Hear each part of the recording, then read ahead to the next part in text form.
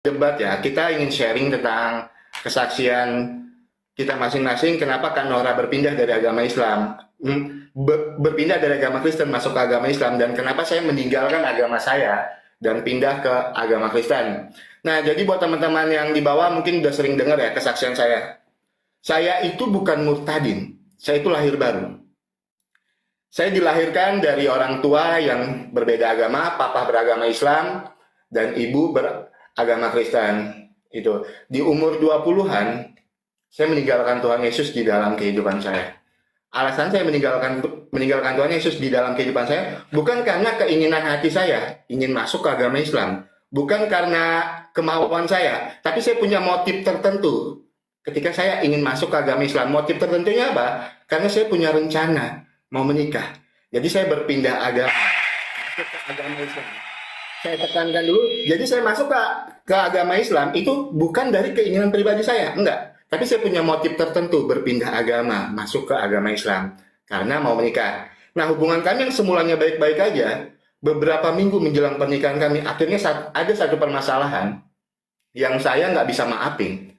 Akhirnya saya memutuskan untuk membatalkan pernikahannya, gitu. Untuk membatalkan pernikahannya, saya sudah pindah ke agama Islam. Di situ saya mulai, kalau kata orang namanya kita batal nikah ya, saya udah mulai depresi, gitu. Nah, di waktu saya depresi itu, akhirnya saya terjerumus lagi ke dalam dunia narkoba. Kurang lebih 3 tahun saya menggunakan narkoba di dalam kehidupan saya. Saya ada di titik terendah dari penggunaan narkoba. Akhirnya saya ditangkap. Nah, ketika saya ditangkap, saya coba buat telepon orang tua saya. Mah, bisa bantu aku nggak, Mah? Aku nggak mau ngejalanin hukuman ini, Mah. Aku masa depan aku masih panjang. Aku nggak mau ngejalanin hukuman ini. Bisa tolong nggak, Mah, bantu aku? Gitu. Tapi Mama jawab, nggak deh. Keluarga nggak mau bantu. Karena apa? Semua kesalahan kamu. Kamu udah cukup bikin malu keluarga. Karena ibu saya udah nggak mau bantu, akhirnya saya minta tolong ke abang saya. Sama, jawaban yang sama. Karena saya udah mentok ya. Saya nggak bisa marah sama orang tua saya nggak bisa marah sama abang saya. Karena apa yang mereka lakukan itu benar. Di saat saya menggunakan narkoba, banyak orang yang saya rugikan. Dan terutama itu yang saya rugikan, keluarga, sahabat saya. Bahkan saya menjadi penipu online. Muka saya itu diviralkan di tahun 2020 itu, hampir di semua media sosial Facebook. Muka saya ada atas nama Oki Saputra. Ketika saya sudah nggak tahu lagi mau minta tolong sama siapa, saya ingat satu nama. Saya ingat nama Tuhan Yesus. Saya yang pernah meninggalkan Tuhan di dalam kehidupan saya, kurang lebih 3 tahun meninggalkan Tuhan Yesus. Malam itu saya berdoa secara kekristenan. Kurang lebih doa saya seperti ini ya, kalau nggak salah, Tuhan, aku udah ninggalin Tuhan di dalam kehidupan aku. Aku mau Tuhan bantu aku. Aku mau Tuhan ketuk hati keluarga aku, supaya mereka mau bantu aku. Puji Tuhan, setelah aku berdoa malam itu, besoknya kakak saya yang perempuan yang notabene-nya beragama Islam, datang bantu saya untuk mengurus saya biar saya bisa keluar, karena saya bukan seorang pengedar. Ketika saya ditangkap sebagai seorang pengguna. Bukan di situ aja, saya percaya sama Tuhan Yesus. Waktu saya ingin lepas dari jerat belenggu narkoba, saya nggak bisa mengandalkan diri saya sendiri. Ketika saya mengandalkan diri saya sendiri, saya merasakan yang namanya sakau. Tapi ketika saya berdoa dengan Tuhan Yesus, saya menyebut nama Tuhan Yesus, puji Tuhan, sampai detik ini, Tuhan Yesus mampu melepaskan saya dari jerat belenggu narkoba di dalam kehidupan saya. Bahkan Tuhan Yesus mampu merubah saya jadi pribadi yang lebih baik lagi, pribadi yang takut akan Tuhan. Bahkan Tuhan Yesus mampu pakai saya. Tuhan Yesus merubah saya. Dari dulunya saya sampah masyarakat, dan sekarang Tuhan Yesus pakai saya untuk menjadi saksi Tuhan di dalam kehidupan saya. Yang terpenting, saya bersaksi tentang kebaikan Tuhan di dalam kehidupan saya, tanpa saya menjelekkan agama siapapun. Mungkin itu, Kak Nora, silakan. Oke. Mudah-mudahan nggak doubling ya. Mudah-mudahan nggak doubling ya. Ya, kalau saya tuh menceritakan, mungkin banyak yang saudara-saudara Sebentar ya, Kak. saya yang Kristen, ya, saudara saya yang Kristen ataupun yang Islam mungkin sudah tahu ya tentang kesaksian saya, tetapi karena beliau juga ini dari salah satu apanya, kita punya acara ya, jadi kita harus menceritakan lagi. Kalau kami ini, saya satu keluarga, memang kami ini orang Batak, Batak asli ya. Mama saya Boru Sinaga, bapak saya Aritonang. Kami kampung bapak saya itu dari Tarutung, mama saya di Pangaribuan. Kami memang dari nenek moyang sudah Kristen. Saya tuh gereja di GBI, Gereja Betel. Mama saya, bapak saya itu di GPDI. Nah, kalau yang masuk Islam pertama itu memang saya. Saya pertama masuk Islam itu ya karena kami kalau gereja gereja Betel Indonesia ini kan selalu melakukan penginjilan ke beberapa kota yang terpencil yang tidak memungkinkan di situ untuk membangun suatu gereja yang besar. Tetapi ada di situ beberapa penduduk yang memang beragama Kristen. Jadi di situ kami melakukan pelayanan penginjilan di situ. Pada waktu itu ya memang mau merayakan hari Paskah ya. Kebetulan saya memang salah satu aktivis di gereja. Saya mengajar sekolah minggu juga. Jadi setiap hari Paskah itu kan selalu mengadakan acara untuk anak-anak sekolah minggu itu mencari telur Paskah. Itu subuh-subuh biasanya ya. Nah, jadi sebelum kami masak telur itu, nah saya kan pulang nih melakukan penginjilan ini sama pendeta, ya kan? Nah kebetulan memang terlintas di pikiran saya ini untuk bertanya kepada pendeta ini, siapa sih yang membangkitkan Yesus gitu loh. Ya memang terlintas begitu saja, ya kan? Siapa yang membangkitkan Yesus? Ya pendeta itu menjawab ya Tuhan Allah katanya. Jadi saya berpikir kalau Allah itu juga yang membangkitkan Yesus adalah Tuhan, yang mana kuasanya kan gitu ya. Itu pemikiran saya. Tapi memang Masya Allah, memang kalau Allah sudah memberikan hidayah itu, hati kita tuh terus diganggu aja. Nah jadi itu membuat saya tuh sudah mulai agak berat sedikit untuk mau ke gereja. Karena secara logika aja lah, kalau tahu juga Tuhan yang membangkitkan Tuhan, nah, itu tidak masuk akal saya. Seperti itu.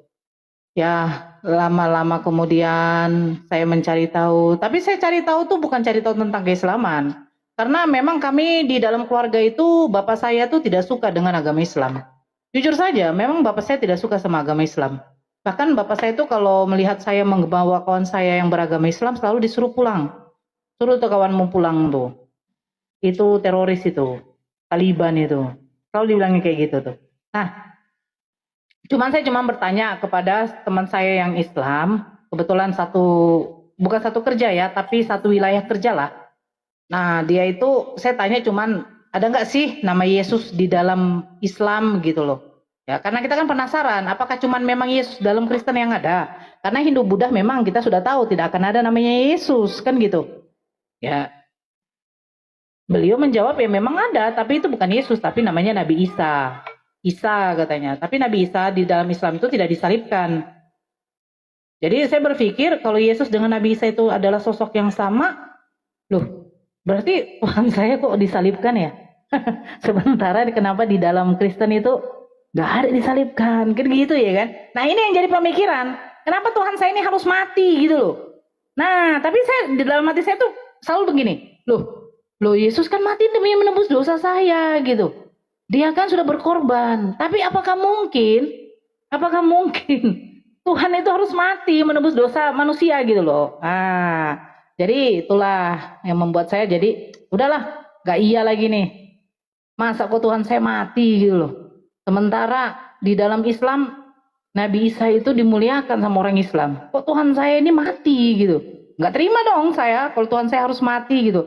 Saya butuh Tuhan yang hidup, yang tidak perlu mati gitu loh. Ya udah, situ saya memutuskan untuk masuk Islam tanpa meminta pendapat orang tua karena saya tahu orang tua saya tidak akan pernah setuju. Saya pergi sendiri mencari tempat masjid yang jauh dari rumah, yang 3 kali nyambung oplet waktu itu ya. Saya cari situ, saya tunggu sampai zuhur, ya kan? Sampai mereka selesai sholat, saya temui bapak-bapak yang ada di situ ya kan. Kebetulan rupanya yang saya tanya ini dia itu adalah imam di masjid itu karena dia yang terakhir keluar. Nah dia yang terakhir keluar, ya saya tanya dong, Pak boleh bertanya? Ya, bisa nggak di sini mengislamkan orang? Oh bisa, siapa yang mau masuk Islam? Saya. Oh ada yang mau masuk Islam katanya. Akhirnya saya dibawa lah ke rumah beliau. Saya dibawa ke rumah beliau. Saya ditemuin dengan istrinya, dijelaskan di situ semua. Akhirnya memang persyaratan ya kalau perempuan itu kan tidak diwajibkan untuk sunat, tetapi memang saya ditanya. Saya bilang nggak apa-apa, saya nggak apa-apa, disunat aja nggak apa-apa. Nah, ngelek ya. Nah, jadi itulah saya saya dibelikan pakaiannya pakaian yang menutup aurat lah waktu itu. Selesai maghrib di situ baru saya mengucapkan kalimat syahadat pada waktu itu. Saya pulang ke rumah ya seperti tidak terjadi apa-apa. Seperti itu. Kayaknya harus pendek aja deh, karena kalau diceritakan semuanya nanti kepanjangan Bang Oki. Nggak apa-apa kan? Nggak apa-apa kan? Nggak apa-apa ya? Jujur kan? Kakak udah match-nya lagi, kakak habisin aja. Nah setelah ini kita menit aja. Oke. Setelah ini kita habisin dulu aja. Silakan. Oke. Nah setelah itu akhirnya saya memutuskan untuk berbusana dengan berpakaian itu yang menutup lah. Karena jujur kita kan ya memang dibilang suka-suka hati lah. Saya tidak memburukkan ya. Memang kalau di masa dulu itu kita berpakaian tidak dikontrol oleh agama, nggak dikontrol. Berbusana seperti apapun silahkan. Karena kita ditanamkan itu segala sesuatu itu yang namanya dosa itu dari hati, bukan dilihat dari pakaian, ya kan? Bukan dilihat dari apa begitu. Jadi saya di situ memang sudah mulai agak menutup sedikit lah. Saya kaos agak besar, celana tidak terlalu ketat gitu ya. Terus saya itu kalau pakai jilbab nanti sudah di jalan, biar jangan ditengok bapak mama saya kalau mau pergi ke tempat kerja. Tapi Masya Allah, bos saya waktu itu menerima saya, walaupun saya itu sudah mualaf. Dia tidak mempermasalahkan soal agama. Itu juga baiknya bos saya nih, karena dia Cina. Nah, jadi saya tuh ketahuan tuh masuk Islam itu karena dari tante saya, dari keluarga bukan keluarga kandung bapak saya ya, bukan. Kami panggil Bou lah di situ karena dia masih satu marga dengan bapak saya, Bou Aritonang kan. Nah, dilihatnya memang saya tuh pakai jilbab. Nah, di situ di teleponnya bapak saya dari tempat kerja. Baru bapak saya datang ke tempat kerja saya. Ya udah, tau lah kalau udah mengamuk. Saya ditampar, dipukul. Semua lemari saya tuh yang ada mukena, hadiah-hadiah ya dari orang-orang yang waktu itu menyaksikan saya mualaf, itu dibakar beliau, ya kan, kecuali Al-Quran. Tapi itu tidak membuat saya tuh patah semangat, tidak menjadikan saya tuh ya udahlah saya pindah aja, apa sih yang saya kejar di sini, toh juga bapak mama saya tuh tidak izinkan gitu, nggak ada. Tetap saya tuh berpikir bagaimana caranya sholat gitu loh. Saya ambil apa itu namanya spray bapak saya, spray mama, ya kan, itu kan karena agak besar itu kan. Terus saya jadikan mukena, saya jadikan sarung, ya kan. Nah, sholat tetap. Tapi Allah tuh baik ya, karena melihat saya tuh mengeluhnya tuh begini. Ya Allah, bagaimana caranya saya tuh bisa bebas beribadah? Ya Allah, bagaimana caranya saya bisa bebas? Kalau saya kayak gini juga ya tidak akan sanggup gitu loh. Makan saya harus beli dari luar diam-diam dibelikan adik saya karena bapak dengan mama itu masak B2 terus, ya kan. Tempat makanannya bagaimana, gelasnya bagaimana. Tapi Masya Allah adik saya tuh yang di bawah saya tuh baik. Dia tuh beli nasi. Saya sampai bilang gini, beli nasi bungkus yang harga 7.000 ya. Gak apa-apa, hanya telur aja, yang penting saya makan gitu loh. Beli aqua gelas 1.000 ya, atau 2.000, biar saya apa gitu loh. Ya tapi Masya Allah memang baik gitu loh. Jadi ya itu, Allah tuh memberikan suatu jalan. Saya akhirnya berapa bulan kemudian ya, datang ada Pak Ustadz yang mualafkan saya waktu itu. Dia datang ke rumah, kebetulan karena dia tahu bagaimana kisah saya, susahnya di sana beribadah gitu ya. Dia lihat dulu bapak ini udah pergi ke kantor apa enggak. Nah, datang dia nih sekitar pagi menjelang siang lah, bapak belum pulang kantor. Dia kasih tahu bahwa ada laki-laki yang mau melamar saya. Saya di situ tanpa pikir panjang lagi. Saya berpikir begini, ya Allah mungkin ini dikirim Allah nih, biar saya tuh agak bebas untuk beribadah. Akhirnya ya udah, saya terima lamaran itu, saya dapat jodoh. Ya seperti itu. Kan udah pernah juga saya cerita sama Bang Oki ya, waktu di situ bapak saya, mama saya tidak mengakui saya gitu loh. Kayaknya udah habis bagian sesi ini ya. Kita lanjut ke sesi berikut ya. Ini kan udah menceritakan. Yes. Nanti sesi berikutnya sebelum kita mulai, kebaikan ajaran agama kakak ya, sama kebaikan ajaran agama saya kak. 5 menit aja kita ya, biar pas waktunya. Oke, siapa duluan? Saya ya. Oke. Nah, kalau yang saya alami sampai sekarang ya, kebaikan di dalam ajaran Islam itu memang tidak bisa kita pungkiri. Yang saya bandingkan juga di dalam Kristen itu kan, kalau di dalam Islam itu mudah sekali untuk mengumpulkan pahala. Bahkan senyum saja kita itu sudah ibadah. Masya Allah, senyum saja udah beribadah. Kita maksudnya begini, ketika ada batu di tengah jalan yang membuat nanti pengendara itu jatuh, kita singkirkan aja, Masya Allah, itu sudah suatu pahala. Sekecil apapun itu, sudah dinilai oleh Allah itu adalah pahala buat kita. Nah ini Masya Allah ya. Terus kebaikan apa lagi? Kebaikannya itu kita betul-betul harus betul-betul memuliakan yang namanya orang tua. Orang tua, Masya Allah. Makanya ketika ini kita kan menceritakan ini ya, berarti kita kan harus compare juga dengan bagaimana yang kita yang lama dulu ya. Bebas. Ya. Jadi ketika saya membaca ya di dalam Lukas 14:26 ya, selalu dikatakan itu tidak seperti itu konteksnya, tetapi ketika saya membaca di situ, kenapa ada tertulis syarat menjadi murid Yesus itu harus membenci orang tua. Sementara saya membaca satu riwayat, ada sahabat baginda Rasulullah ketika bertanya kepada baginda Rasulullah, "Ya Rasulullah, bagaimana saya melihat senyum dari Allah?" katanya.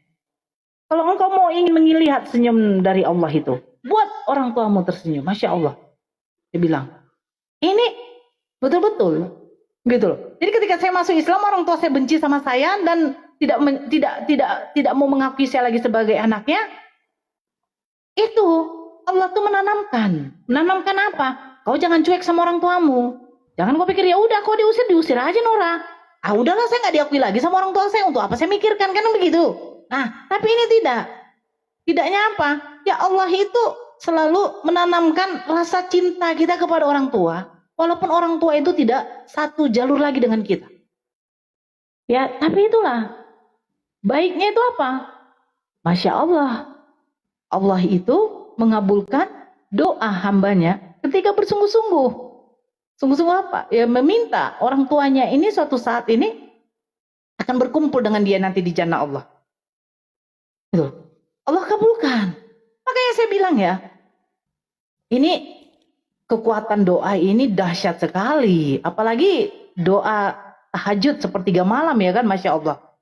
Meminta kepada Allah, ya Allah, Engkau maha tahu bahwa di dalam neraka akan ditempati makhlukmu itu yang betul-betul kafir, yang musyrik, yang menduakan Engkau ya Allah. Tapi jangan jadikan orang tua saya ini kekal di neraka. Kalau Engkau selamatkan saya, kenapa enggak Kau selamatkan keluarga saya? Gitu loh. Ya tapi Masya Allah, kebaikan di Islam itu seperti itu. Ketika Allah melihat hambanya sungguh-sungguh berdoa, insya Allah pertolongan itu nyata. Makanya saya selalu bilang kepada Kristen sebagian, kalau mengatakan katanya Nora ini mualaf karena kelamin, Masya Allah, gak masalah. Bukti nyata bapak saya mualaf bukan karena kelamin, mama saya mualaf bukan karena kelamin, kakak dengan adik saya juga mualaf semua bukan karena kelamin. Tapi memang dahsyatnya doa ketika kita tuh meminta kepada Allah. Begitu. Ya kan? Terus kalau di dalam Islam, kewajiban berpuasa. Wajib. Kenapa wajib? Berpuasa itu menahan lapar dan haus. Itu untuk apa? Biar kita itu bisa merasakan bagaimana orang-orang yang di luar sana yang mungkin dalam satu hari itu belum tentu bisa makan. Belum tentu bisa makan, bro. Harus mengais-ngais sampah. Ya kan? Diwajibkan. Berpuasa di bulan Ramadan wajib hukumnya.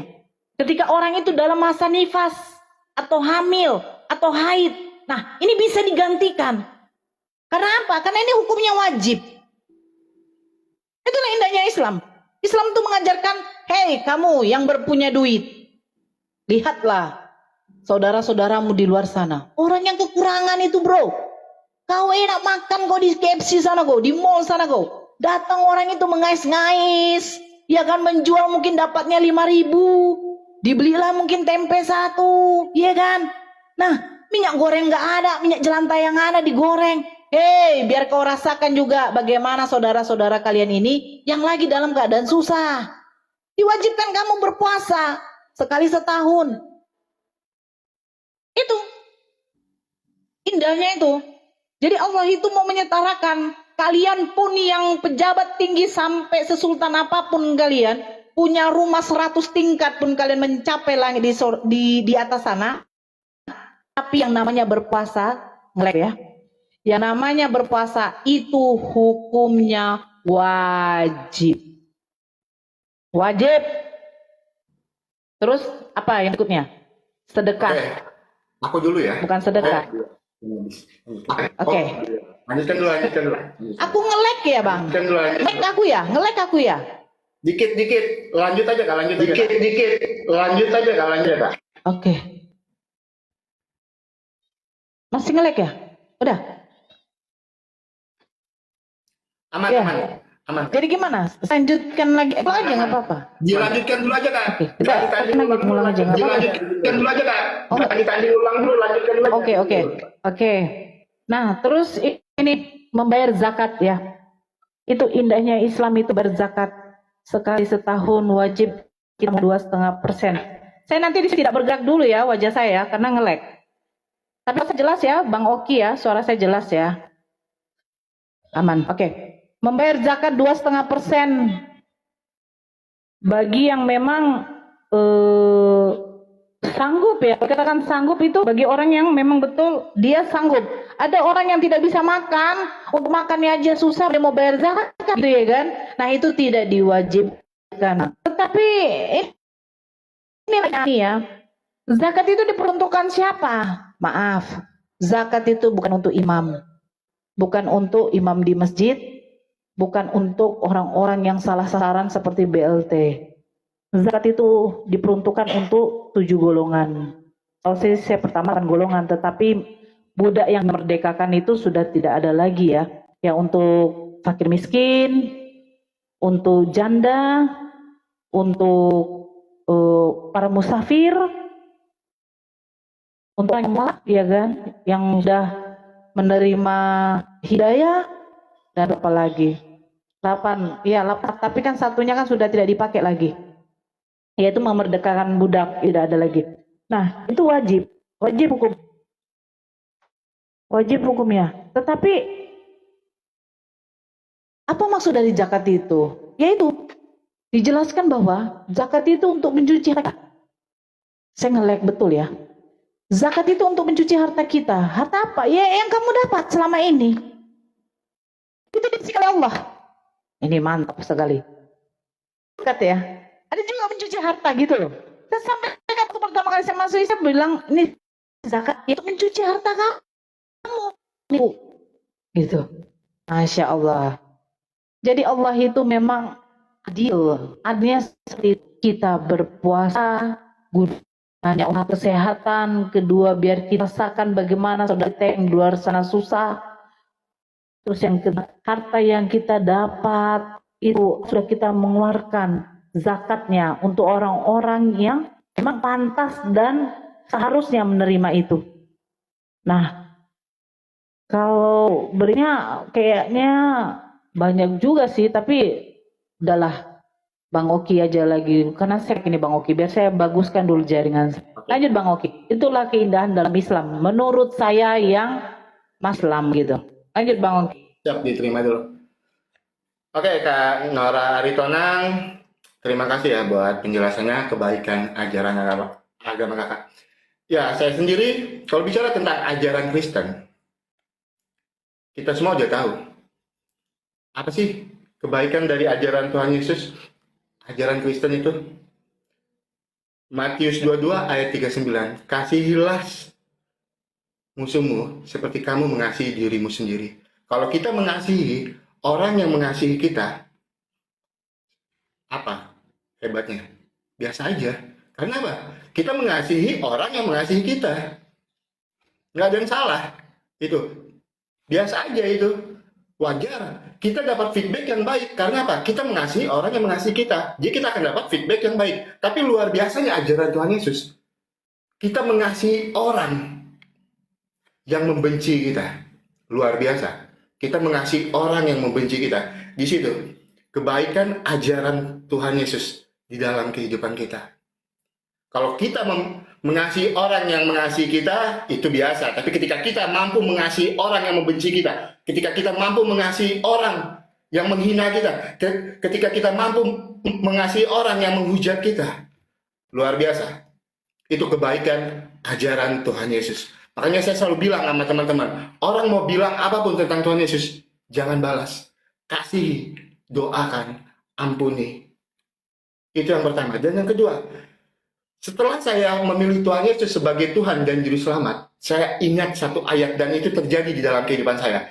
Amsal 23 ayat 18. Karena masa depan sungguh ada dan harapanmu tidak akan hilang. Dan itu berkaitan sekali dengan kehidupan saya. Ketika saya mengenal Tuhan Yesus di dalam kehidupan saya, Tuhan Yesus mampu merubah saya. Dulu saya sampah masyarakat. Dulu saya bukan siapa-siapa. Dulu saya penipu. Tapi sekarang Tuhan Yesus mau pakai saya.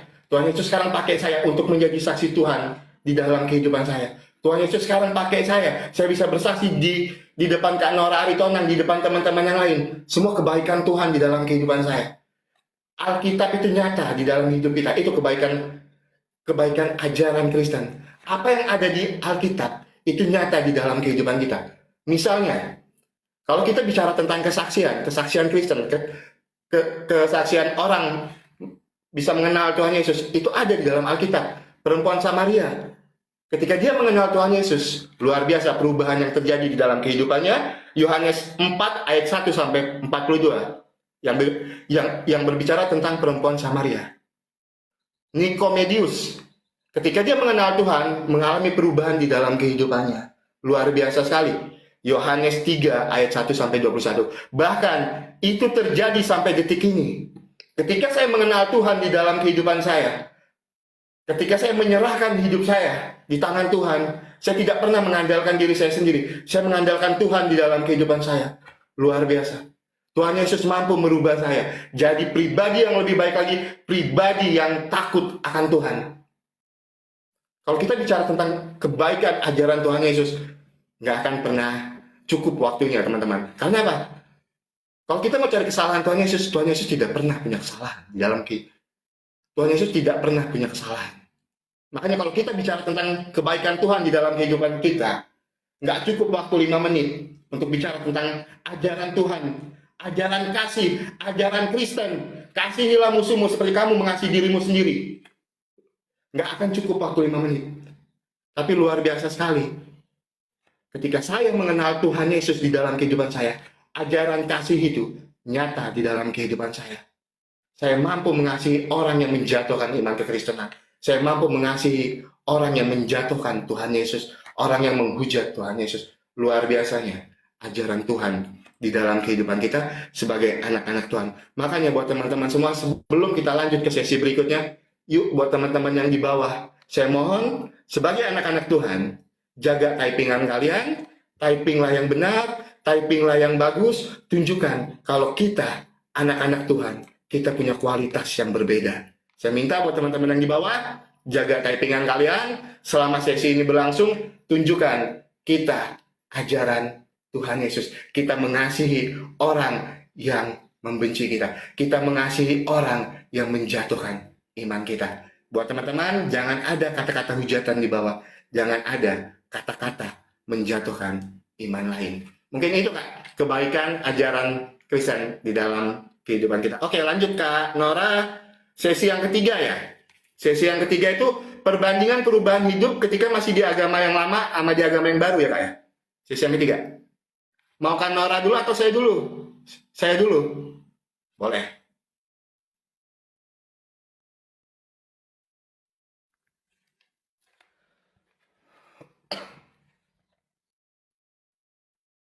Oke teman-teman, sesi yang ketiga ini saya sama Kak Nora Aritonang bahas masalah kebaikan, perubahan hidup yang kita alami ketika kita masih di agama yang lama dan sekarang berpindah ke agama yang baru. Kalau kita bicara tentang perubahan hidup, saya mau menegaskan dulu buat teman-teman semua di bawah. Saya berpindah agama, memilih Tuhan Yesus di dalam kehidupan saya, masuk ke agama Kristen lagi, percaya kalau Tuhan Yesus adalah Tuhan dan Juru Selamat, bukan berarti ada kejelekan di agama sebelumnya. Karena apa? Karena saya tidak mempelajari agamanya secara benar. Karena saya tidak, ketika saya berpindah agama, masuk ke agama Islam, itu bukan hati saya yang mau. Tapi saya punya motif tertentu. Makanya kalau bicara tentang perubahan hidup, mungkin gini, ketika saya dulu meninggalkan Tuhan dan sekarang percaya, dan sekarang saya hidup lahir baru, saya percaya Tuhan Yesus adalah Tuhan dan Juru Selamat, perubahan yang saya alami, yang pertama, dulu saya mantan pecandu narkoba. Kalau bisa dibilang, luar biasa sekali saya menggunakan narkoba dulu. Mungkin kalau orang menggunakan narkoba itu, seminggu bisa 1 atau 2 kali. Saya hampir rutin menggunakan narkoba di dalam kehidupan saya. Tapi ketika saya menyerahkan hidup saya sama Tuhan, ketika saya percaya kalau Tuhan Yesus adalah Tuhan dan Juru Selamat, walaupun saya pernah meninggalkan Tuhan di dalam kehidupan saya pernah berpaling dari Tuhan Yesus, saya tidak percaya kalau Tuhan Yesus adalah Tuhan dan Juru Selamat. Tapi ketika saya berdoa, saya memilih Tuhan Yesus sebagai Tuhan dan Juru Selamat. Tuhan Yesus mampu merubah saya jadi pribadi yang lebih baik lagi, pribadi yang takut akan Tuhan. Dan Tuhan Yesus mampu merubah saya. Dari dulunya saya pengguna narkoba, sekarang Tuhan Yesus mampu melepaskan saya dari jerat belenggu narkoba di dalam kehidupan saya. Dan Tuhan Yesus mampu pakai saya. Ada beberapa teman-teman saya yang mendengarkan kesaksian saya. Mereka bisa melepaskan narkoba tanpa mereka rehabilitasi, tanpa mereka minum obat-obatan. Luar biasa sekali. Perubahan hidup yang saya alami ketika saya dulu meninggalkan Tuhan dan sekarang saya percaya kalau Tuhan Yesus adalah Tuhan dan Juru Selamat. Tuhan Yesus merubah hidup saya. Tuhan Yesus mengubah saya. Dulu saya sampah masyarakat, sekarang Tuhan Yesus pakai saya menjadi saksi Tuhan di dalam kehidupan saya. Itu yang pertama. Dan yang kedua, mungkin dari segi emosional. Sampai detik ini saya masih belajar. Tapi luar biasa. Dulu saya, kalau saya dijatuhkan orang lain, kalau saya dihujat orang lain, 1 kali dia hujat saya akan hujat dia 10 kali. 1 kali dia hina saya akan hina dia 10 kali. 1 kali orang menyakitin saya akan balas menyakiti dia. Itu dulu. Tapi ketika saya mengenal Tuhan di dalam kehidupan saya, ketika saya percaya kalau Tuhan Yesus adalah Tuhan dan Juru Selamat, orang mau menyakiti saya seperti apapun, saya paling marah sebentar. Setelah itu saya mengampuni. Ketika orang ingin menghujat saya, ketika orang ingin framing saya masih menggunakan narkoba sampai sekarang, saya nggak marah. Saya mengampuni. Karena apa? Itu ajaran Tuhan.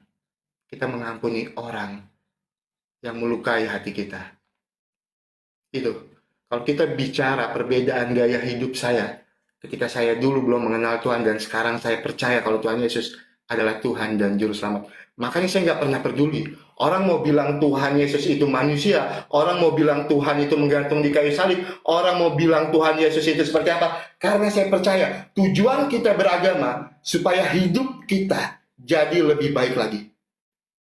Dan ketika orang menghujat Tuhan Yesus, dan ketika orang menjatuhkan iman kekristenan, saya semakin percaya kalau Tuhan Yesus adalah Tuhan dan Juru Selamat. Di luar Tuhan Yesus tidak ada keselamatan. Saya percaya. Walau kamu akan dibenci oleh karena namaku, tapi yang bertahan sampai pada kesudahannya, ia akan selamat. Markus 13 ayat 13. Saya mungkin dibenci orang karena saya bersaksi tentang kebaikan Tuhan di dalam kehidupan saya. Tapi saya nggak pernah peduli itu. Saya nggak pernah peduli. Orang mau bilang saya seperti apa, saya nggak pernah peduli. Karena apa? Saya yakin dan percaya. Ketika saya bertahan sampai pada akhirnya, hidup saya akan diselamatkan. Karena tujuan kita hidup di dunia ini untuk mempersiapkan supaya apa? Supaya kita hidup kekal bersama Bapa di sorga. Hidup kekal di surga terindah bersama Tuhan Yesus Kristus. Oke, Kak Nora, silakan. Kalau mau ditambahin aja lagi nggak apa-apa. Nggak apa-apa, Kak. Nggak apa-apa, Kak. Oke. Langsung aja. Aku 5 menit aja. Sebentar ya, Kak. Aku ini ya. Iya, silakan. Lanjut. Iya, karena berhubung bukan saya sendiri yang masuk Islam, ya karena keluarga saya juga semua sudah, alhamdulillah sudah Muslim ya. Jadi kalau perubahan jangan dalam diri saya saja, semua dalam diri keluarga saya juga saya ceritakan aja lah ya. Kalau perubahan dalam diri kami satu keluarga ini, Masya Allah, ketika kami yang tidak tahu menutup aurat, jadi tahu menutup aurat. Itu salah satu.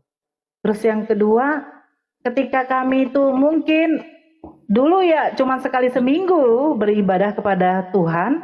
Nah ini jadi diwajibkan 5 kali dalam satu hari. Kalau dulu saya waktu pertama kali Bapak saya masuk Islam itu saya bertanya tuh, Pak gimana Pak sholatnya? Gimana sholatnya Pak? Masya Allah. Karena apa? Beliau itu Kristen yang taat sekali ya. Taatnya apa? Dia pembuka dan penutup.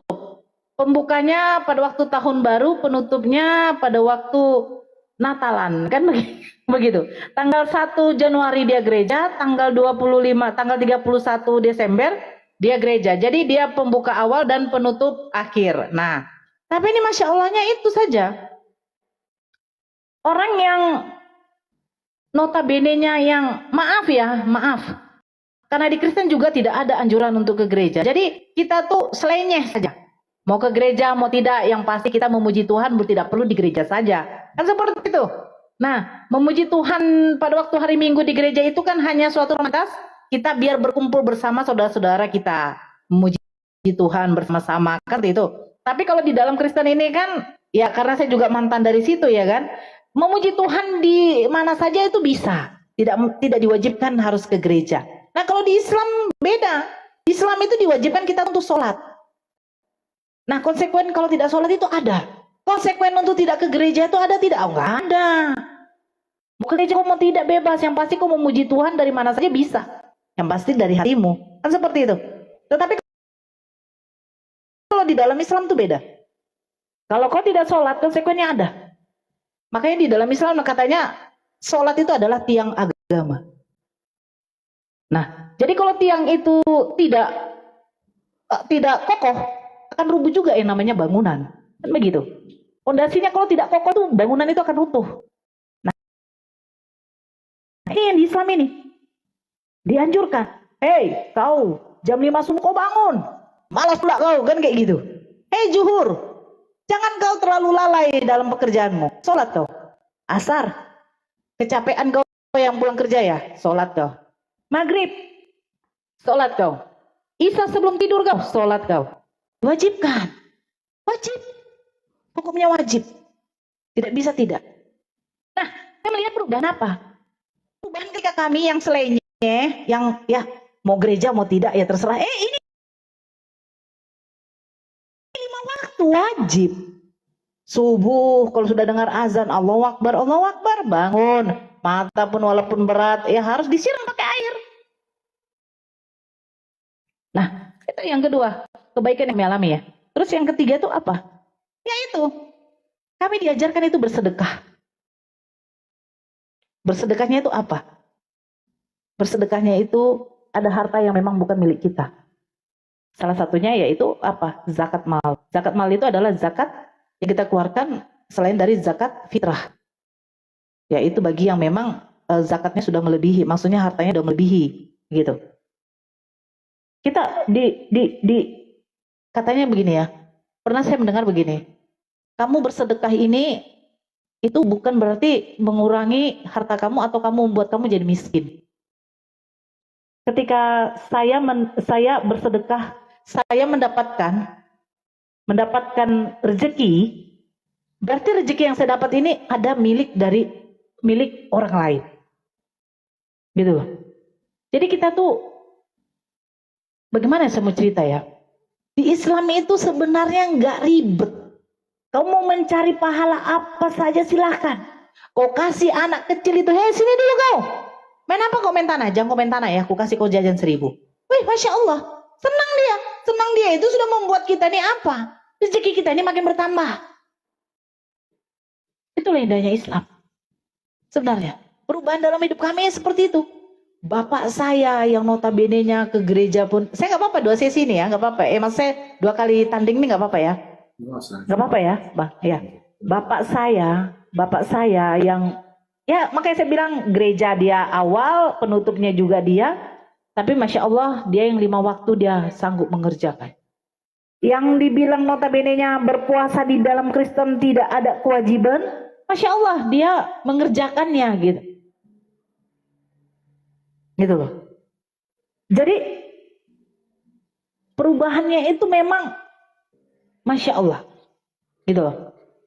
Ketika saya dengan keluarga tuh udah tahu. Seharusnya laki-laki itu melaksanakan sholat jemaah di masjid. Perempuan sebaiknya di rumah. Nah itu yang ditanamkan orang tua terus. Terus ketika kita mulai di pintu. Pas keluar harus menutup. Bahkan ipar kita tuh bukan mahram kita. Masya Allah. Kalau datang ipar saya nih, katanya. Kata bapakku. Kau nggak tengok tuh ada ipar kau udah datang. Mana jilbab kau? Saya nyapu teras saja. Mana jilbab kau? Betul. Di Islam itu memang dimuliakan kali perempuan ini. Auratnya ditutup betul. Gitu. Ya bahkan wajib gitu. Tapi apakah di sebelah itu diwajibkan? Enggak. Sebenarnya ada tertulis, kamu diharuskan untuk menudungkan kepalamu. Jikalau kamu tidak menudungkan, kamu harus mencukur rambutmu. Nah, apakah sudah dikerjakan? Tidak. Makanya saya bilang, kalau perbandingan ya, perubahan di dalam hidup kami ketika kami Kristen dengan ketika kami Islam. Jujur di dalam Kristen itu, kami itu hanya melaksanakan ibadah yang fana. Kenapa saya katakan fana? Ketika saya sudah tahu sebenarnya sosok Tuhan itu tidak boleh yang namanya kelihatan. Karena Tuhan itu tidak mungkin disamakan dengan makhluk. Nah, di situ kami itu juga jadi betul-betul memang harus digunakan akal. Loh, Tuhan saya kok dulu yang saya sembah ini makhluk. Bagaimana dia bisa menyelamatkan saya? Sementara dia sendiri tidak bisa menyelamatkan dirinya. Seperti itu. Iya kan? Bagaimana mungkin saya menjadikan dia juru selamat sementara dia tidak selamat? Itu mustahil. Bagaimana mungkin ketika saya berdosa datang Tuhan saya menebus saya? Ini kemana ini? Gak mungkin itu. Ketika orang lain mencuri, nah saya ini dijadikan tumbal untuk menebus dosa-dosa mereka. Oh ngawur kamu. Kan begitu. Tapi saya mempunyai Tuhan ini yang maha pengampun. Selagi saya masih hidup, saya tidak menduakan Tuhan saya. Dosa apa yang tidak diampuni oleh Allah saya? Berzina pun sekalipun kau ketika kamu taubat, betul-betul bertobat, insya Allah Tuhan mengampuni kau. Tapi bukan berarti Tuhan saya itu harus mati mengenaskan. Itu yang saya nggak terima memang. Saya nggak terima di situ memang. Saya tidak terima Tuhan saya harus mati mengenaskan. Saya nggak mau. Saya nggak mau punya Tuhan yang harus mati. Walaupun katanya, hei Nora itu untuk menebus dosa. Jangan. Saya itu mau pengen Tuhan saya itu kekal. Karena apa? Yang mati itu makhluk. Makhluk itu mati, binatang mati, manusia mati, pohon mati. Itu yang mati. Jangan dong. Yang menciptakan saya juga harus mati. Jadi perubahan dalam hidup saya seperti itu. Kalau saya menceritakan aib sebenarnya tidak pantas, tetapi memang ini aib di zaman jahiliyah ya, karena bapak saya itu kalau dibilang sama Bang Oki tadi itu, Bang Oki pemakai narkoboy, ya kan, datang Yesus menyelamatkan. Kalau kami ini, bapak saya ini dia seorang penjudi, pemabuk, bahkan main perempuan, ya kan. Masya Allah berapa puluh tahun mama saya itu harus bersabar menunggu penantian yang katanya akan dirubah oleh Yesus. Ya, betul. Saya sampai kadang waktu gadis itu saya bilang, Mak, ceraikan aja bapak itu. Ceraikan, Mak. Kasihan Mama, nangis aja terus di kamar. Ceraikan aja, Mak. Tapi ya begitu. Nanti Tuhan Yesus yang akan merubah. Tuhan Yesus yang akan merubah. Betul. Doa mama saya dikabulin loh. Tuhannya Yesus yang merubahnya. Tuhannya Yesus merubahnya siapa? Yaitu Allahnya yang dia katakan, hidup yang kekal itu engkau mengenal satu-satunya Allah. Akhirnya Tuhannya Yesus, Allahnya Yesus yang merubah bapak saya itu. Yang menjadi yang dulu seperti itu, sekarang alhamdulillah, yang dulu malas sekali ke gereja. Dia ke gereja itu hanya mau pamer jasnya itu. Kemeja baru, iya. Belikan dulu saya mah kemeja, belikan dulu saya sepatu baru, dasi ya kan. Pergi dia tahun baru, penutupnya waktu tahun baru juga, tanggal 31 Desember dengan tanggal 1 Januari. Hanya mau mamerkan itu aja, dia cerita tuh. Mau biar tengok dulu mereka tuh aku ke gereja katanya. Nah, tapi apa yang terjadi? Tuhannya Yesus merubah apa? Memang betul dikabulkan doa mamaku. Nanti nak, Yesus merubahnya itu nak. Yesus merubahnya. Saya sampai suruh, ceraikan aja mak. Ceraikan aja bapak itu. Apa yang mau mama pertahankan dari bapak? Udahlah mabuk.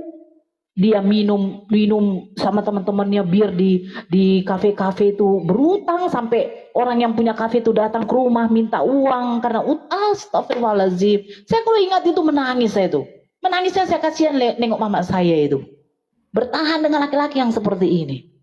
Tapi itulah. Akhirnya mama saya mengatakan nanti Tuhan Yesus yang merubah. Akhirnya ditambah ajanya Tuhannya Yesus yang merubah. Bapak saya, Masya Allah. Dari yang orang seperti itu yang malas ke gereja. 5 waktu kok sanggup dia ya. Bangun subuh dia, zuhur, asar, maghrib, isya.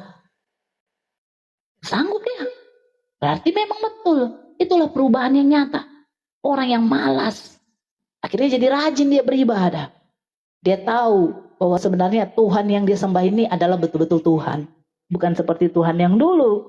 Yang menjanjikan betul keselamatan. Tapi maaf kata Bang Oki. Saya tidak bisa menerima bahwa keselamatan itu datang dari manusia. Karena manusia ini satu saat juga akan dimatikan oleh Tuhan. Dibangkitkan lagi untuk dipertanggungjawabkan perbuatannya. Seperti itu dari saya, silahkan. Kak Nora langsung lanjut tanggapan aja Kak, kan saya duluan. Langsung lanjut tanggapan aja, silahkan menanggapi semua narasi tanggapan saya. Seperti apa? Tanggapan seperti apa? Ya dari kesaksian dari saya apapun yang tadi saya tanggapi. Langsung aja ya. Ya, oke. Kita mulai ya. Oke. Ya, Kak Nora Ya. dulu. Oke. Begini, tadi dibilang Bang Oki tadi, ajaran Yesus mengajarkan kasih. Apakah dengan kasih itu cukup? Tentu tidak. Bukan kasih yang seperti ditampar pipi kiri, berikan pipi kanan. Itu bukan ajaran kasih. Islam itu kalau dibilang mengajarkan kasih, saya rasa lebih lagi. Tetapi Islam itu mengajarkan kita itu untuk membela harga diri kita. Apa itu salah satunya? Contoh. Thank you Bang Rendra. Kalau datang orang, ya, dia memukul mama saya dengan seenak udulnya saja. Iya kan? Walaupun mama saya mungkin salah gitu ya. Salah mungkin sempat ngomong kata kasar. Terus dia pukul mama saya, dia tempelin mama saya.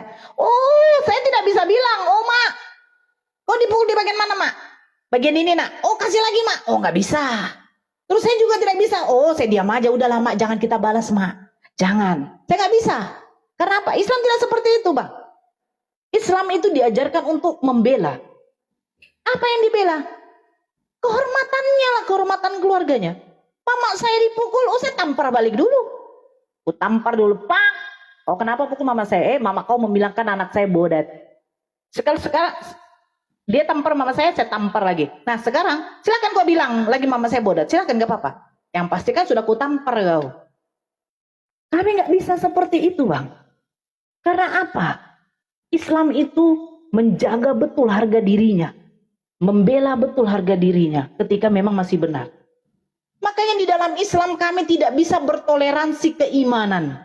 Keyakinan kami tidak bisa diajak untuk bertoleransi. Tidak bisa.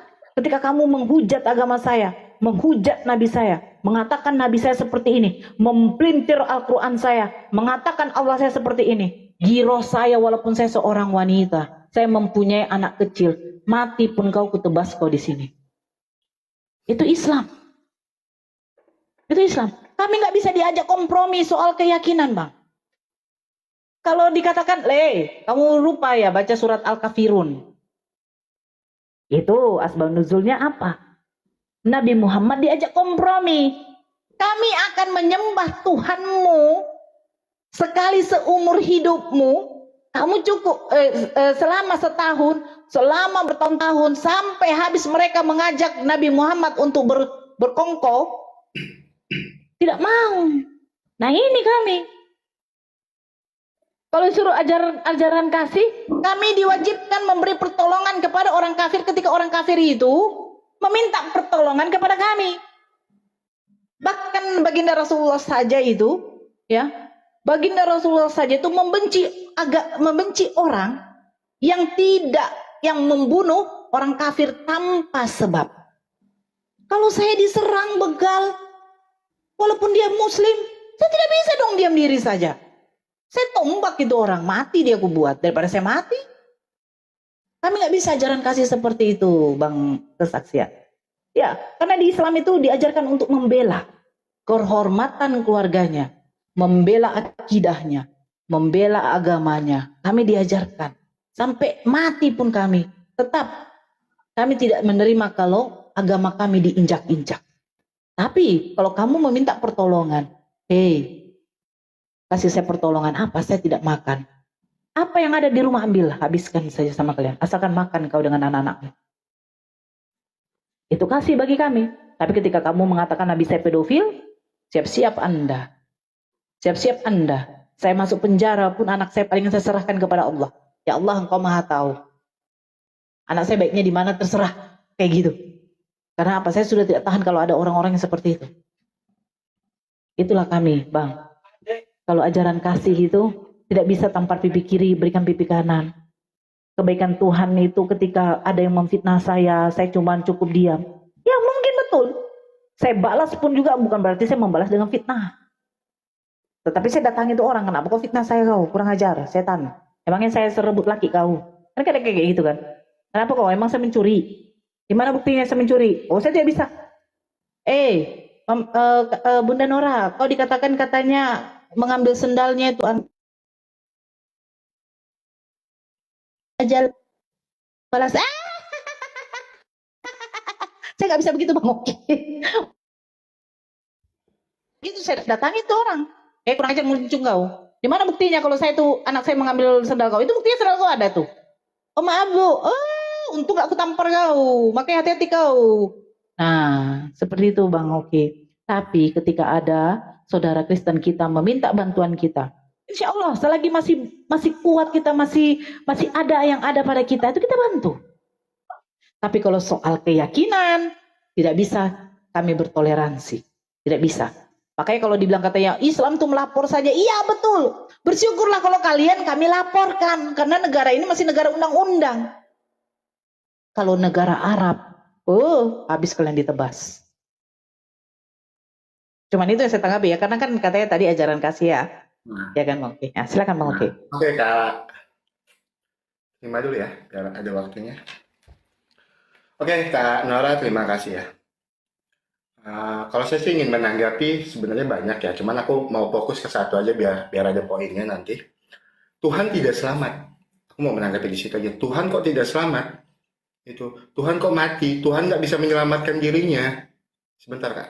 Ini kayaknya aku harus ini, sebentar. Sebentar dulu ya teman-teman ya. Ini aku dapat peringatan. Oke, aku lanjutin ya. Tuhan kok mati? Tuhan kok nggak bisa menyelamatkan dirinya? Ingat, Yohanes 10 ayat 17. Dia menyerahkan nyawanya untuk mengambilnya kembali. Tuhan Yesus menyerahkan nyawanya untuk menerimanya kembali. Gitu. Tuhan kok tidak bisa menyelamatkan dirinya? Tuhan Yesus menyerahkan nyawanya untuk menerimanya kembali. Dan itu yang pertama. Dan yang kedua, Tuhan Yesus tidak mati. Tuhan Yesus bangkit di hari yang ketiga. Jangan pernah dilupakan. Tuhan Yesus bangkit di hari yang ketiga. Dan itu menjadi landasan kami orang Kristen percaya kalau Tuhan Yesus adalah Tuhan dan Juru Selamat. Kalau Tuhan Yesus tidak bangkit sampai sekarang kalau Tuhan Yesus tidak bangkit sampai sekarang, kami orang Kristen nggak akan percaya kalau Tuhan Yesus adalah Tuhan dan Juru Selamat. Karena Tuhan Yesus tidak mampu mengalahkan kuasa maut. Tapi ketika Tuhan Yesus bangkit di hari yang ketiga, Tuhan Yesus mampu mengalahkan kuasa maut. Itu sebagai landasan kami orang Kristen percaya Tuhan Yesus adalah Tuhan dan Juru Selamat. Di luar Tuhan Yesus tidak ada keselamatan. Gitu. Jadi orang mau bilang, Tuhan kok nggak bisa menyelamatkan dirinya sendiri? Tuhan kok mati dibunuh? Yang bilang Tuhan Yesus yes mati. Bangkit di hari yang ketiganya kenapa dilupakan? Tuhan Yesus bangkit di hari yang ketiga loh. Itu. Tuhan Yesus mampu mengalahkan kuasa maut. Kalau Tuhan Yesus nggak bangkit di hari yang ketiga, kalau Tuhan Yesus mati sampai detik ini, saya pribadi nggak akan percaya kalau Tuhan Yesus adalah Tuhan dan Juru Selamat. Karena Tuhan Yesus tidak mampu mengalahkan kuasa maut. Saya nggak akan percaya kalau Tuhan Yesus adalah Tuhan. Saya nggak percaya kalau Tuhan Yesus adalah Juru Selamat. Kenapa Tuhan Yesus nggak bisa bangkit? Tapi ketika Tuhan Yesus mampu bangkit di hari yang ketiga, Tuhan Yesus mampu mengalahkan kuasa maut. Maka kami orang Kristen percaya Tuhan Yesus adalah Tuhan dan Juru Selamat. Tuhan Yesus mampu mengalahkan kuasa maut. Dan satu yang saya mau tegaskan, Tuhan Yesus menyerahkan nyawanya untuk menerimanya kembali. Itu. Tuhan Yesus menyerahkan nyawanya untuk menerimanya kembali. Itu. Ya. Kalau orang mau bilang dia cuma ngambil karena waktu Tuhan Yesus di kayu salib, karena Tuhan Yesus dibunuh, ya terus jangan dilupakan yang Tuhan Yesusnya itu bangkit. Itu Tuhan Yesus itu nggak mati. Tuhan Yesus itu naik ke surga di hari yang ketiga. Tuhan Yesus itu bangkit dan hidup di hari yang ketiga. Itu loh luar biasanya ajaran luar biasanya Tuhan Yesus itu. Tuhan Yesus itu sangat dahsyat. Tuhan Yesus itu luar biasa. Itu. Terus juga kenapa Tuhan Yesus mati di kayu salib? Karena begitu besar kasih Allah akan dunia ini sehingga Ia mengaruniakan anaknya yang tunggal supaya setiap orang percaya tidak binasa, melainkan beroleh hidup yang kekal. Karena apa? Karena begitu besar kasih Tuhan Yesus akan dunia ini. Karena begitu besar kasih Tuhan Yesus akan kami. Sehingga Ia mengaruniakan anak yang tunggal supaya setiap orang yang percaya tidak binasa, melainkan beroleh hidup yang kekal. Jadi saya mau tegaskan sekali lagi, kebangkitan Tuhan Yesus di hari yang ketiga menjadi landasan orang Kristen percaya kalau Tuhan Yesus adalah Tuhan dan Juru Selamat. Di luar Tuhan Yesus tidak ada keselamatan. Karena apa? Tuhan Yesus yang mampu mengalahkan kuasa maut. Dan Tuhan Yesus yang satu-satunya berani bilang, Akulah jalan kebenaran dan hidup. Tidak ada seorang pun yang dapat datang kepada Bapa kalau tidak melalui aku. Kita sebagai orang Kristen, kita harus pede dengan iman kita. Kita harus pede dengan keyakinan kita. Kita harus pede. Kita punya Tuhan Yesus yang sangat luar biasa. Kita punya Tuhan Yesus yang sangat dahsyat. Kita punya Tuhan Yesus yang namanya sangat berkuasa. Tuhan Yesus bangkit di hari yang ketiga. Tuhan Yesus mampu mengalahkan kuasa maut. Oke, Kak Nora. Segitu aja. Cukup, Kak. Silakan, Kak. Sebentar. Nanti kita lanjut. Closing statement ya? Bebas. Oh, berarti sekarang kita closing ya? Ya, silakan. Nora dulu aja silakan. Oke, kita closing statement ya. Berarti dari semua yang kita jabarkan itu saya closing ya. Bebas.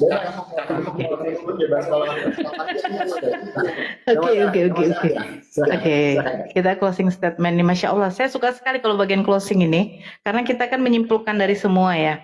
Dan terus sekalian untuk mengapakan dari Bang Okinya ya. Jadi begini, kalau di dalam Islam itu tidak memaksakan orang untuk mualaf.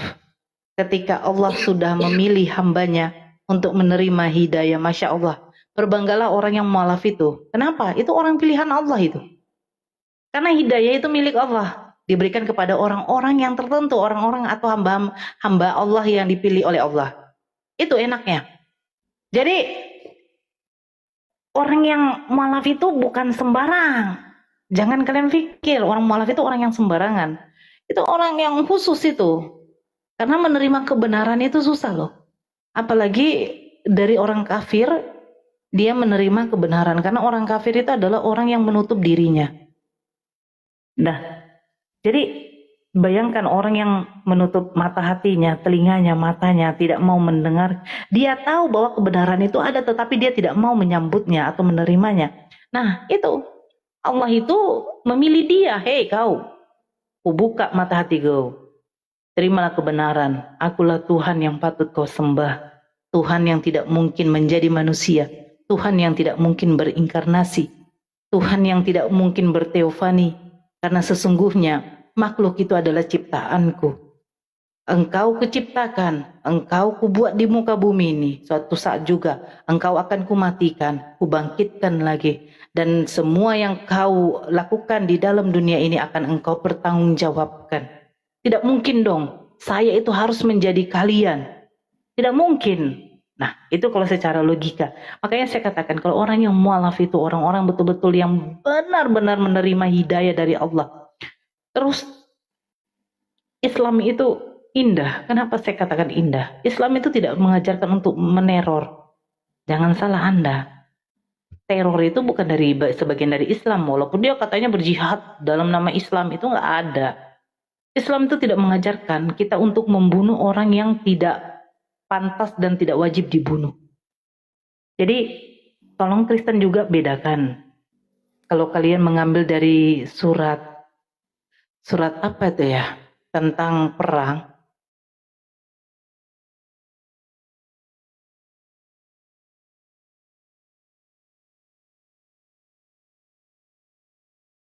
Islam itu artinya apa? Islam itu artinya selamat. Itu Islam. Silakan, Mak. Oke. Ulang ya.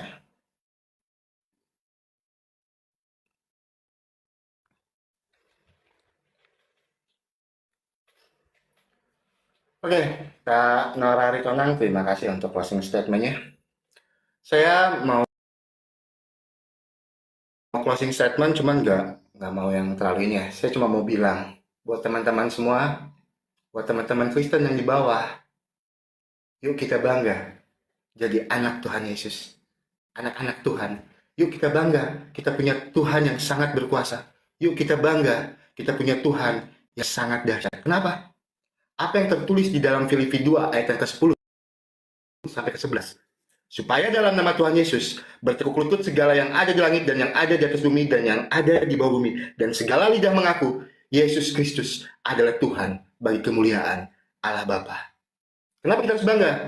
Sekarang yang bahas Alkitab, sekarang yang bahas Tuhan Yesus, sekarang yang bahas iman kekristenan, bukan cuma pendeta yang berkhotbah di gereja. Bahkan banyak podcast-podcast yang notabene-nya di luar Kristen, yang dibahas iman Kristen, yang dibahas Alkitab, yang dibahas Tuhan Yesus. Wah, luar biasa sekali. Kita punya Tuhan yang namanya diagungkan di mana-mana. Kita punya Tuhan yang namanya hampir tiap hari disebutkan di mana-mana. Luar biasa. Apa yang tertulis di dalam Filipi 2 ayat yang ke-10 sampai ke-11, saya yakin sudah terjadi sampai sekarang. Segala lidah mengaku Yesus Kristus adalah Tuhan bagi kemuliaan Allah Bapa. Mau tanya buktinya gimana? Buktinya bukan cuma orang Kristen yang bahas isi dari Alkitab. Bukan cuma orang Kristen yang bahas tentang Tuhan Yesus. Bukan cuma orang Kristen yang bahas tentang iman kekristenan. Orang-orang lain yang dibahas Tuhan Yesus. Kita sangat kita sebagai anak Tuhan harus benar-benar bersuka cita. Kita harus punya iman yang sangat pede, luar biasa sekali. Dan juga buat teman-teman murtadin saya sampaikan, karena saya juga pernah berpindah ke agama sebelah dan kembali lagi memilih Tuhan Yesus dalam kehidupan saya, dan kembali lagi percaya kalau Tuhan Yesus adalah Tuhan dan Juru Selamat. Yuk kita bersaksi tentang kebaikan Tuhan di dalam kehidupan kita. Kita bersaksi tentang kemurahan Tuhan di dalam kehidupan kita. Kita bersaksi tentang mujizat Tuhan Yesus di dalam kehidupan kita tanpa kita menjelekkan agama sebelumnya. Karena apa? Kita sebagai anak-anak Tuhan, kita sebagai orang Kristen, kita pede dengan iman kita. Tanpa perlu kita menjatuhkan iman lain, tanpa perlu kita menghujat iman lain, tanpa perlu kita menjatuhkan agama lain. Kita orang Kristen, kita anak-anak Tuhan, kita pede dengan iman kita. Seperti yang saya bilang di awal tadi, segala lidah mengaku Yesus Kristus adalah Tuhan bagi kemuliaan Allah Bapa. Apa yang tertulis di dalam Filipi 2 ayat 10 sampai ke 11 sekarang terjadi. Bukan cuman orang Kristen yang saya bilang tadi bahas Alkitab dan lain sebagainya, enggak. Orang-orang di luar kekristenan bahas isi dari Alkitab. Dan yang kedua, saya mau minta izin juga sama Kanora Aritonang, yuk buat teman-teman Kristen, buat teman-teman yang Muslim di bawah. Satu pesan saya, lepaskan narkoba mulai malam ini. Jangan pernah gunakan narkoba. Karena ketika kalian menggunakan narkoba, kalian cuma merusak kehidupan kalian. Lepaskan mulai malam ini jerat belenggu narkoba di dalam kehidupan kalian. Jangan pernah gunakan narkoba. Dan saya juga mohon maaf buat teman-teman Muslim, buat Kak Nora Aritonang, kalau ada narasi saya dan kata-kata saya yang menyakitin dan menyinggung perasaan kalian. Yuk buat teman-teman di bawah, seperti biasa, 1 menit waktu kita terakhir, jangan typing yang macam-macam. 1 typing kita, kami mengasihimu. Ayo buat teman-teman yang di bawah, 1 menit terakhir, jangan typing yang aneh-aneh, typing aja. Kami mengasihimu. Buat teman-teman, anak-anak Tuhan, tolong bantu typingnya, kami mengasihimu ya. Tolong ya teman-teman ya. Ya jadi, kita juga sebagai orang Kristen, orang mau bilang apapun tentang Tuhan Yesus, orang mau menghujat Tuhan Yesus seperti apapun, orang mau menjatuhkan iman kekristenan seperti apapun, jangan pernah ragu dan jangan pernah khawatir. Semakin orang menjatuhkan iman kekristenan, semakin orang menjatuhkan Tuhan Yesus, semakin kita anak-anak Tuhan percaya, Tuhan Yesus adalah Tuhan dan Juru Selamat. Di luar Tuhan Yesus, tidak ada keselamatan. Mau dapat keselamatan?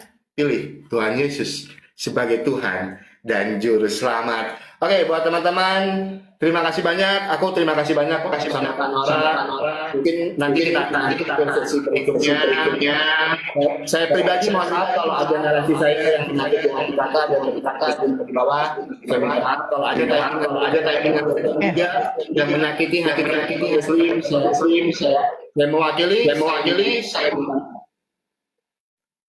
Terima kasih ya Kak. Sama-sama Bang Oki, sehat selalu. Yang di YouTube ya Kak ya? Iya, nggak apa-apa. Oke. Terima kasih ya Kak. Selamat malam. Selamat malam.